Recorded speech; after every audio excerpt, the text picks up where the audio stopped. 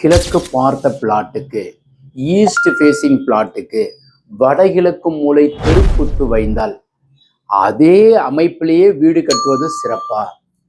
இப்ப பாருங்க, இது ரோடுனுடைய அமைப்பு, இது ஈஸ்ட் ஃபேசிங் கிழக்கு பார்த்து. நீங்க மேச ராசியோ அல்லது சிம்ம ராசியோ தனுசு ராசிக்காரங்களாக இருந்து ஜாதகத்துல உங்களுக்கு குரு ஆட்சியோ உச்சமோ அல்லது அதிகாரம் பெற்றிருக்கு அப்படின்னா இந்த தெருக்குத்தோட இருக்கிற மனை 100% உங்களுக்கு நன்மையும் கோட்டீஸ்வர யோகத்தையும் கொடுக்கும்.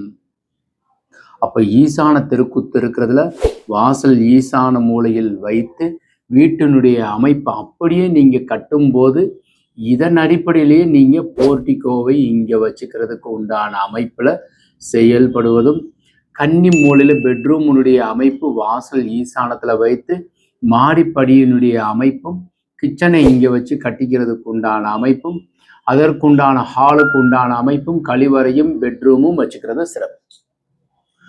ஸோ நல்லா தெரிஞ்சுக்கோங்க. இது குட்டியா நான் போட்டிருக்கிறேன்.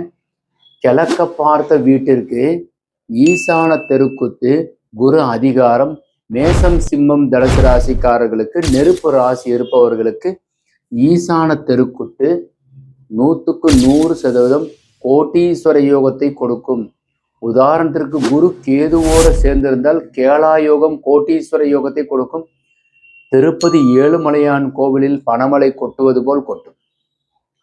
இந்த தகவல் உங்களுக்கு பிடித்திருந்தால் லைக், ஷேர் பண்ணுங்க, கமெண்ட் பண்ணுங்க, சப்ஸ்கிரைப் செய்து வைங்க.